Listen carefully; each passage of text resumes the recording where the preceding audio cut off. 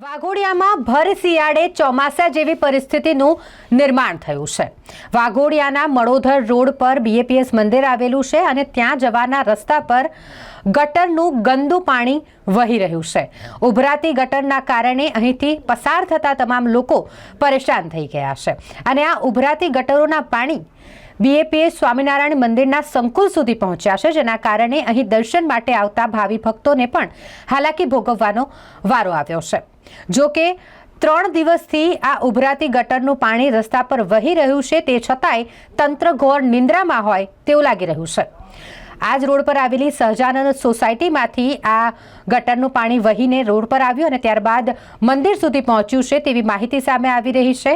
સહજાનંદ સોસાયટીમાં ઉભરાતી ગટરના પાણી ભરાઈ જવાના કારણે અહીંથી અવરજવર કરવું પણ સોસાયટીના લોકો માટે મુશ્કેલી સમાન થઈ ગયું છે। આ મામલે તંત્ર ક્યારે કાર્યવાહી કરશે તે હવે સવાલ ઉઠ્યો છે।